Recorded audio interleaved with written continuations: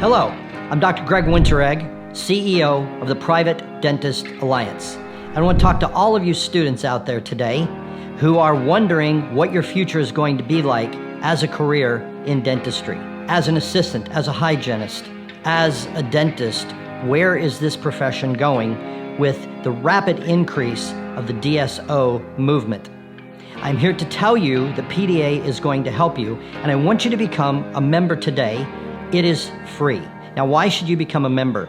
You're going to get weekly video updates from me, and you're going to get regular updates of our newsletters from the Alliance on exactly what is happening and how we are going to help preserve and protect the private practice of dentistry.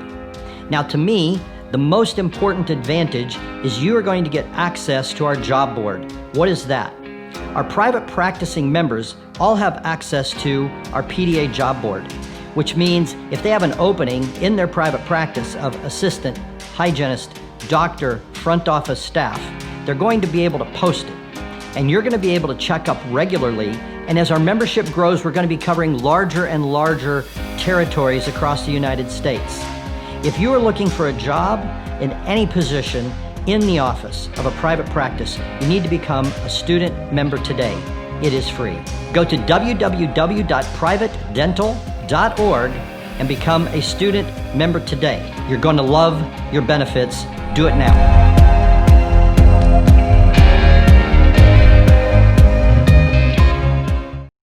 What's up, guys? It's your boy Matt Haggis back at it with the Dental Student Vibes podcast. Today we have a super cool interview for you. We have Bahar Jalalian on, D3 from the Dental College of Georgia. She's back on for our two-part series about the future of dentistry and the people that are going to be leading the charge, taking over. So she's awesome. She's on top of her game. She's killing it on social media. She has a great following on Instagram, and she's really providing awareness about dentistry and everything we have to offer to our patients. So today we sit down with her, we discuss all things future for her, things she'd like to do, her goals and aspirations within dentistry, and it looks like her future is going to be very bright. She wants to do a lot of mission work, especially going back to Iran, you know, her where her roots are, and I think that's truly incredible. So as always, let us know what you think. All right, give us a like, comment, follow on Instagram at dental.student.vibes. Make sure you guys shoot us a DM if you guys want anyone on. You let us know. And as always, stay safe and vibe on. So, you ever think about opening a clinic, like a free clinic over in Iran or anything of that nature? That, if I could, that would be amazing. I've got to start making a little bit of money on my own first. True. Right. Well, yeah. You know, baby steps. Pay off the loan, but 100%. It's not something that I think is even heard of there. So. You know, like in this country with all the opportunity and everything, it's not, you know, far off. You could definitely make it happen. You know? But not only that, also because of, you know, your voice and your social media presence and what will continue to build as you go through school and become a practitioner.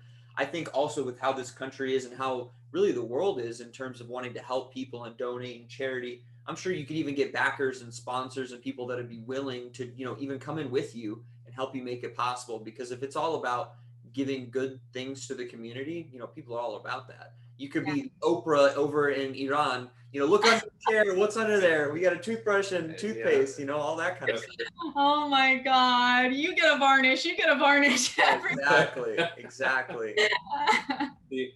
And it's incredible though that you know, you want to help out and you want to do that because you've identified, like, I guess, a hole in the system. You know, like in America, everyone's like, oh yeah, you brush, you floss, you're done. You know, but I guess you see in Iran, like, I mean, my parents are from, like, we're Italian and Jewish, so we kind of like cover the bases. You know, there's not really like a necessity like that. The way there's, I guess, holes in the system for Iran, and I mean, since you can identify and give back to, you know, your culture and everything, it's incredible. It really is. Thank you. Thank you. Yeah.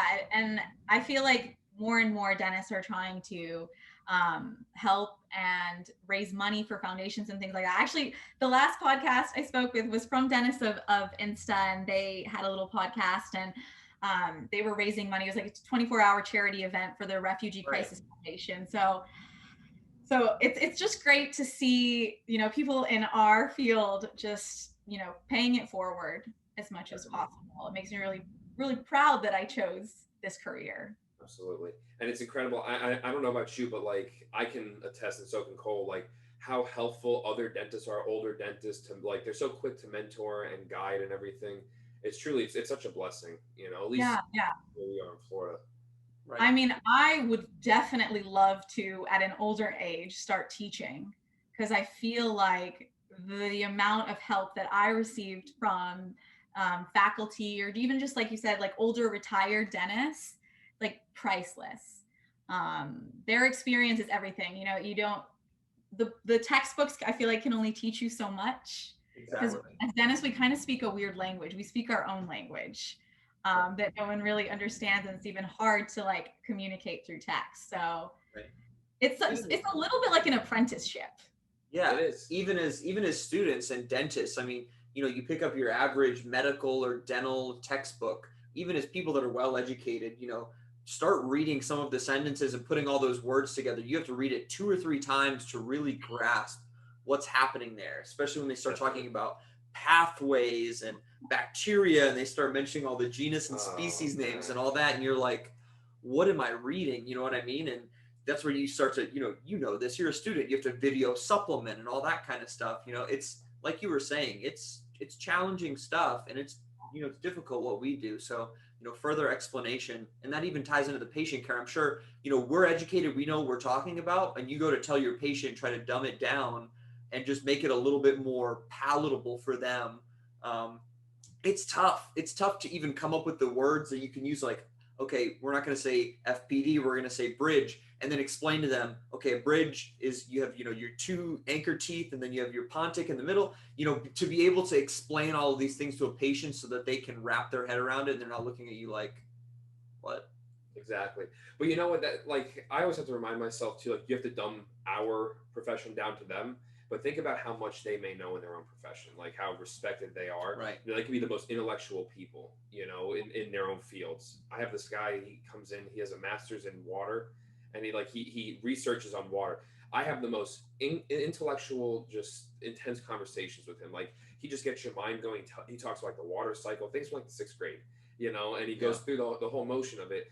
And you pick up on it, like you really become worldly just talking to people about what they do and what their passions are, and you could kind of just trade on and off between dentistry and whatever they do. Right. And it's really cool, and that's probably my favorite part about clinic. I'm sure you can see that too, because you have a great personality to talk to people. I'm sure you pick up from other people as well. Oh my God, I'm so bad. Sometimes you have to like stop me from talking. So I really love this year that we get to assist our classmates, because one of my classmates had a patient in the chair, and they went off. It was, we have something called treatment planning board, which we have to do here. And she went off with a faculty member to go discuss the patient's case. And I'm just assisting. And me and that patient spoke for 2.5 hours just waiting there. But I don't mind it. I enjoy it. It's amazing how fascinating every patient is and how different each one of them are. One of my patients, like you said, is so intellectually beyond me. He has 2 patents, and he's like just a complete genius. And every time he talks, I'm like, I have no idea what you're saying, but thank you for what you do. So yeah, it's true. It's not like, I definitely am always humbled by the experience. I never feel like I know more than they know. I just know something different than they know. Right. But we're talking about like explaining things to patients. Sometimes I feel like it's when a mechanic is trying to explain things to me about my car, and I'm like, I really don't even know if I can trust you, if you're saying the right thing, because I don't see my car. I know it's broke. I don't know why it's broke. Right. And so I think it's very important that we don't kind of like have that almost like negative stereotype with mechanics and things like that, and that we do try our best to make the patient trust us Right. that we're not making this up, that this is a disease, like especially in perio, because that's such a hard thing to imagine. Right. Oh my God, you're preaching right now. Yeah. Really is. I, maybe it's because I just came out of a D180, but Right. but it's hard to explain sometimes to a patient that your situation has progressed to this state. This is why, and this is the science behind it, and I'm not lying to you. And let me show you this X-ray. And Right. so I think it's important we do that too, so that they don't think we're just like money grubbers or. Right. And then to get an individual that's used to only coming in twice to maybe once a year to then start saying, like you said, D180, to start saying, hey, look, we're going to start need to seeing you like every 3 months. Yes. And they don't understand why. Why? Yeah. They just think, oh, every 3 months means it's, twice as many times per year. They're making twice as much off of me, Right. And there's always that patient though, because they come from all different walks of life, like they think like you're going to be, they're going to pull the rug out from under me, they're trying to, Right. screw me over. But that's not what we're doing. We're trying to actually help them, like. Now, another question I was going to ask, because I always look for tips and stuff. Do you have any ideas or like techniques to win over the patient's trust or try to explain to them their situation, no matter what it may be specifically? Like, is there any like technique? I think that it's just like the same way we would learn anything. There's kind of, I think it's just cliche to say these things, but there's like the tell, show, do. I don't know if you guys have heard of that philosophy. Yeah. But I have an interesting story. Like, bless his heart, I have a patient that is also a complete dentures patient, but did not want extractions. The patient just had a few remaining mandibular teeth, and they were mobile and deep pockets and definitely, non-restorable. And the prognosis was extractions. The faculty just looked at me and was like, Bahar, this is a complete dentures patient, because the patient really wanted a partial. And in that scenario, I had to explain in like multiple different ways, and through multiple different facets, why I'm not lying, I'm not making this up, these do need to be extracted. So kind of with like the tell, show, do, like I explained the situation, the progression of disease, that if we did not extract these teeth, the bacteria could go farther, resorb bone, things like that. Showed radiographs, asked the patient, can you please move this to show that they are mobile, because he said there's nothing wrong with these teeth. Why are, Yeah. And there are just, I think that like it's important to find a way to make it click for that person, whether it's visual, Right. whether it's through another source. If I have to have the faculty explain it to you because maybe you trust an older man and you don't trust me, that's fine with me as long as you trust somebody. Yeah. So I think that you just got to kind of reiterate it in different ways, because if it's not, we also had like an oral surgery lecture, and one of our faculty, Dr. Ferguson, said, if it doesn't work the first time, if it doesn't work the second time, if it doesn't work the third time, do something else. Right. Like, do it a different way, because it's not working the way you're doing it. Right. We've had some people that we've talked to on our podcast about case acceptance and getting things out, and especially, not just older demographics of patients, like especially older men, but just finding common ground of something that you can make like an analogy or something similar. Like in that case right there, I think we talked about it was Dr. Salerno, and he was talking about like you could use like a used car versus new car model or whatever, right? You're not going to tell this older gentleman like, okay, you need a new car, you need a car. You're not going to go out and buy the junker that could conk out in 100 miles or 1,000 miles, and you don't really know. You're going to cross your fingers that it works. You want to buy something that's going to actually last and serve them well. So that could be your your go-to, that could work for that patient, but not necessarily for everyone. But the fact is, you found that common ground to where then they're like, oh, that makes so much more sense, and they can actually understand it. Yeah, exactly. And for that patient, just to end up the scenario, it was really explaining the severity of the case, because it was like a current infectious state, So explaining that to the patient, who's quite older patient, and also explaining it, so I don't even know if I should say this, but I brought his daughter in. We're not supposed to do that. But his daughter came with him during the appointment. And I really, because I really wanted her to also understand it as well. And I recognized that because he kept saying to me, the patient kept saying to me, I want to talk to it with my daughter first before I sign the treatment plan. And I of course I asked the faculty member, is it okay if I bring his daughter in? I know it's COVID situation right now, but it was like the end of clinic and everyone had kind of already left. And so I went to the waiting room and I was like, come on in, like, let's talk about it together so I can show you the x-rays and maybe then you can talk to your dad. Because I think that he also wants your say on this, So I think that also clicked with him too, is having a family member by his side saying like, Dad, you need this. So.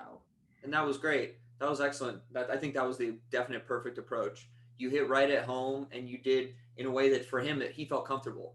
That's who he feels comfortable talking to. As you said, it was good of you to pick up on that and pick up that I'd like to talk to my daughter. So that was the perfect strategy. Yeah. So Bahar, tell us what does the future hold for you right now? You're D3, you're kind of surviving, thriving, trying to do your best in clinic, but what does the future hold? I think I'm one of those students that is such an open book that it's scary. Like I guess I have nothing holding me to a certain location, to a certain like practice.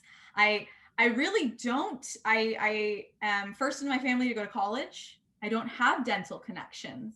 A lot of my classmates are, daughters or sons of dentists. Sometimes mom and dad are dentists, or they've got an aunt or uncle who's a dentist.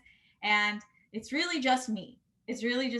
And I'm so, it's great because I'm so excited for the opportunities that can pop up in the future, and where I'll be and what I'll be doing is kind of just like out in the open, which I think is fun and exciting too. I definitely want to start working because I think the clinical experience gave me like a little taste of sugar, and now I'm like, I love it, So I'm really interested right now in practicing and in general dentistry. And maybe later on I will change that and try and, get a little more expertise in a specific area. But I would love the variety right now of being able to see people from different walks of life and change it up every single day.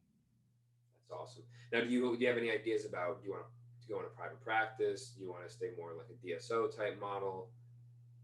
If I can open up a practice, that would be great. Yeah.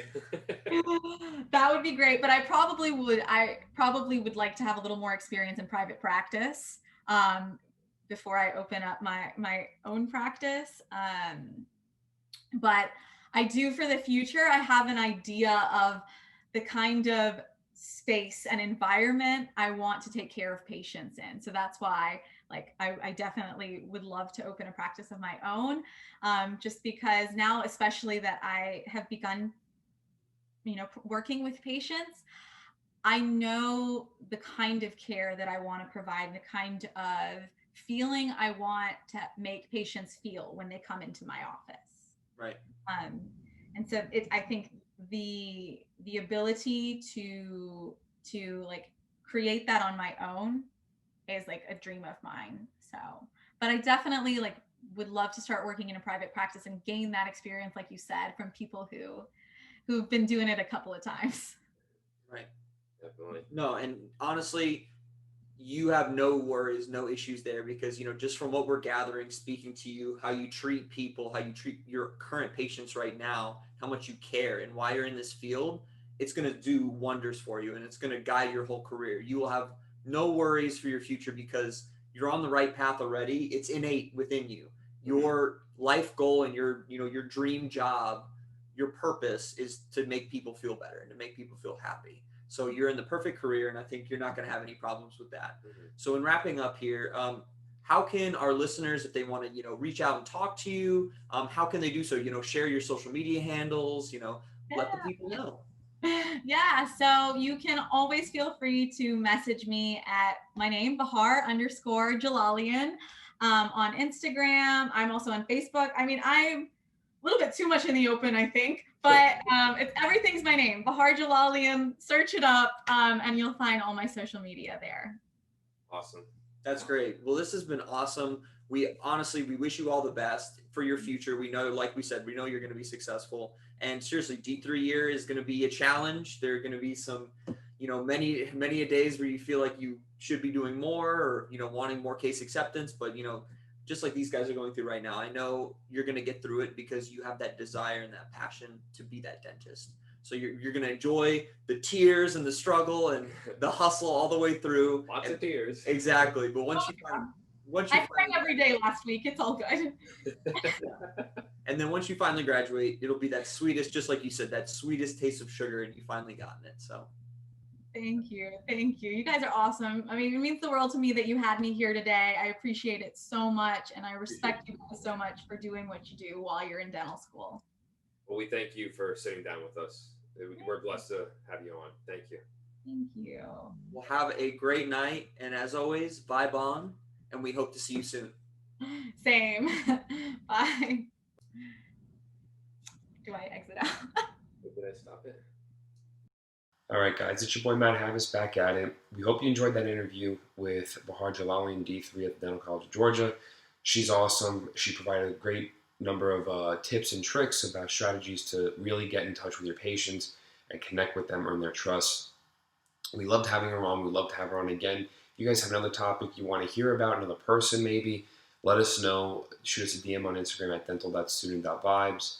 We love to hear from you guys. We want to make this the best podcast we can for you. So, as always, stay safe and bye-bye.